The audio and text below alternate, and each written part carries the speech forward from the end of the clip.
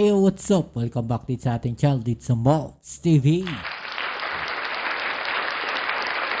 Alright, so tayo nagbabalik muli mga kababayan. At ngayon ay pag-usapan natin muli, no? Itong tungkol sa mga missing sa Bungeros mga kababayan. Dahil po, no? Karumaldo di umano, no? Ang ginawang paggurgur, no? Dito po sa mga missing sa Bungeros na to. Yan po ay ayon, no, dito po sa whistleblower na si alias Totoy mga kababayan. No, grabe, no, bago daw po ito itinapon sa Taal Lake mga kababayan ay pinahirapan pa, no, itong mga to mga kababayan. Okay? So yan ang ating alamin ngayon at pag-uusapan, pero syempre bago ang lahat, please don't forget to subscribe, like, share at comment dyan sa comment section. Shoutouts muli tayo sa mga bago natin subscribers dyan, sa mga followers natin. Maraming salamat sa inyong suporta. Alright, so eto na. Huwag na natin patagalin to. Umpisahan na natin mga babayan ang ating paggawa ng reaksyon at komentaryo. No? Dahil ayon nga po dito sa whistleblower mga babayan, no, na si alias Totoy. No? Pinahirapan pa itong mga missing sa Bungeros bago itinapon, no, diyan po sa Taal Lake. Grabe, hirap na hirap nga po, no, ang ating kinauukulan dahil maging PCG mga kababayan ay tumutulong na rin, no, sa paghahanap diyan po sa mga missing sa Bungeros. Kaya lang ang problema, no, hindi maipin dahil mismo sinabi nga po nitong mismong whistleblower na hindi niya alam kung saan banda, no, diyan po sa Taal Lake. Napakalawak po ng Taal Lake at malalim po yan mga kababayan. No, humihingi na rin sila ng tulong sa Japan Coast Guard para makatulong po, no, sa paghanap na itong mga missing sa Bungeros na to mga kababayan na itinapon dyan sa Taal Lake. Okay, so ngayon, ito yung balita mga kababayan na sinasabi nga, no, na pinahirapan pa. At kung paano pinahirapan, ito yan, malalaman natin dito sa balita na to mga babayan. Right? Let's go. Eksklusibong nakausap ng Billionaire News Channel ang whistleblower na si Julie Dondon Patidongan o alias Totoy. Idinitalya ni alias Totoy ang karumal-dumal na pamamaraan ng pagpatay sa mga nawawalang sabongero. Babala po, sensitibo ang aming report. Ang detalye sa Agenda Weekend Report ni Hannity. Nandun na yung affidavit, kulang na lang, gawa ng putol yung kwento. Ngayon may yung taga-chap-chap para mabuo ang kwento ng affidavit ko. At yun yung ikakaso namin sa kanya. Sayan sa mga panibagong nilahad ni Julie Patidongan, ang whistleblower sa missing sa Bungeros case.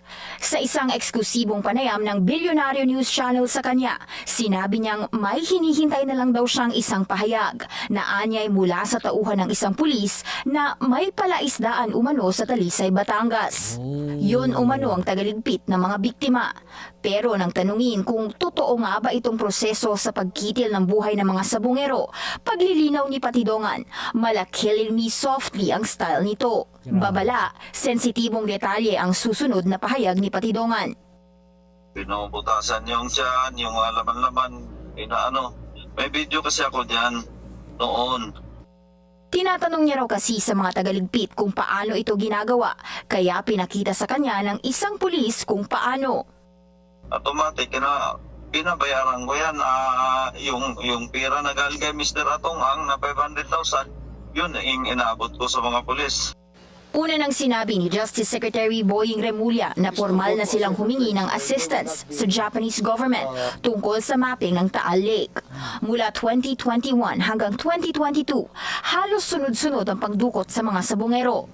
Ang pinaka-common na motibo, ang pang-chochope o game fixing para manipulahin ang resulta ng pagsasabong. Sunod ang di umano'y cloning ng e-sabong platforms. Base sa Senate Committee Report ni Senator Bato de la Rosa noong 2022, ang unang recorded case ay April 2021, habang January 13, 2022 ang pinakamasaklap na araw dahil sa 2 separate cases nito. 6 ang nawala sa Manila Arena, habang 4 sa Santa Cruz, Laguna.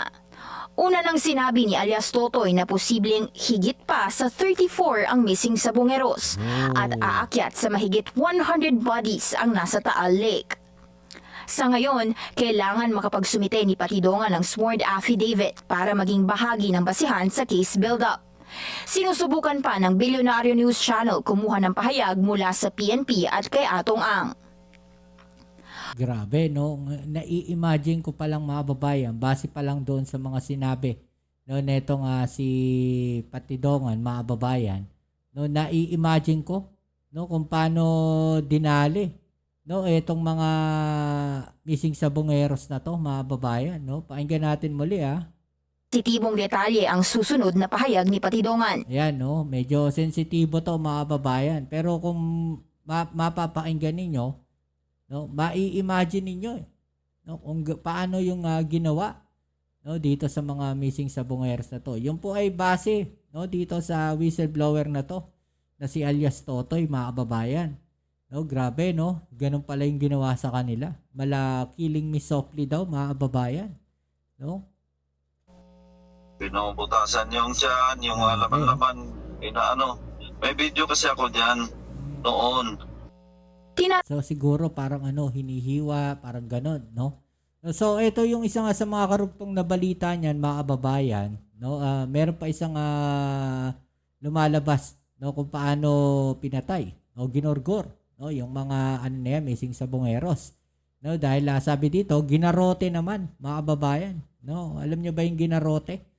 No, ganyan yung ginagawa nung panahon ng Kastila doon sa mga lumalaban, no, sa mga praile, no. So ganyan po siya. No, grabe. O, panoorin natin 'to, mga babayan, Ginarote umano ang mga nawawalang sabongero saka inilubog sa Taal Lake ayon kay alias Totoy. Ang kapo naman na aktres na si Gretchen Barreto, pinamulaan ng sangkot siya sa kaso. Nasa frontline na balitang yan, si Elaine Fulencio. Dala ang mga larawan ng mga nawawalang sabungero. Nagpunta sa tanggapan ng Department of Justice ang kanilang mga kaanak. Nakipagpulong sila kay DOJ Secretary Boying Remulla para humingi ng update sa kaso. Hindi kami tumitigil talaga. We're not leaving any stone unturned para ma-solve natin itong mga kaso. Nabuhayan daw ng pag-asa ang mga kaanak matapos ang paglantad ni Julie Dondon Patidongan o alias Totoy. Naniniwala raw sila sa mga sinabi ni alias Totoy.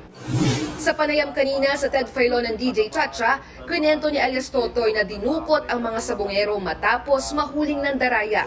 Kasama raw sa mga dumukot ang isang alias Vito na team leader ng mga pulis. May isang pulis pa raw na nagpakita sa kanya ng video kung paano pinatay ang mga nawawalang sabongero. Nakapusas yan. Tapos tinatalian sa liig. Dahan-dahan ginagarote nila hanggang sa lumabas yung dila at saka nakakahihi na yung tao. Then patay na. Sinasakay nila sa bangka, tinatapon sa gitna ng Taal Lake. Ang nag-utos daw na iligpit ang mga mandarayang sabongero ay ang negosyanteng si Atong Ang.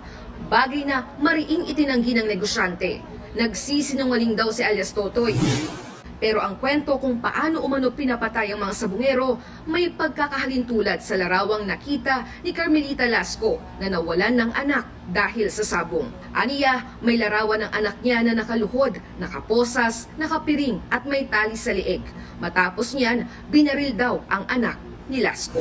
Ibinahagi rin ni Lasco na nag-alok ng tulong si Atong Ang noon sa mga kaanak ng mga nawawalang sabongero. Inoperan kami agad na, sige, tulungan nyo yan, ganun, tulungan kami. Si mami, bigyan ng yan, bigyan niya ng, ng lifetime medication, sa pang-hospital, sa lahat. Pero hindi kami kumito. Alam naman namin. Itinanggi na rin ang kampo ni Gretchen Barreto na may alam ang aktres sa pagkawala ng mga sabongero.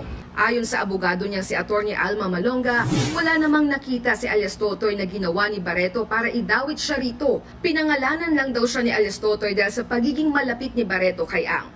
Embento lang daw ang mga akusasyon. Dagdag pa ng kampo ng aktres, hindi operator ng sabungan si Barreto at wala rin siyang kinalaman sa operasyon nito. Investor lang daw siya sa negosyo, pero kinumpirma nilang may sumubok mangikil ng pera kay Barreto para hindi isama ang pangalan niya sa listahan ng mga sospek. Tumanggi si Barreto na magbigay ng pera dahil wala raw siyang ginawang mali. Kahapon, ganyan din ang ikinuwento ni Atong Ang. na sinubukan siyang kikilan ni alias Totoy para hindi idamay ang kanyang pangalan. Ayon naman sa DOJ, isinailalim na sa restricted duty ang 15 pulis na sinasabing pumatay sa mga nawawalang sabungero. May mga testigo na rin daw na makakapagturo kung saan itinapon ang mga biktima. Si alias Totoy naman nasa proteksyon ng PNP. Nagbabalita mo Yan, no, mga babayan. No? So, kung meron ng mga testigo na sinasabi dito, mga babayan, na kung saan na posibleng maituro, no, dapat siguro gagawin nila dyan, kakausapin yung mga yon at maituro na nga, no, kung saan na itinapon, no, yung mga missing sabongeros na yan, mga babayan. Okay, so ano masasabi niyo dyan, mga babayan? No? I-comment sa ibaba yung mga opinion na atin yung pag-usapan, alright?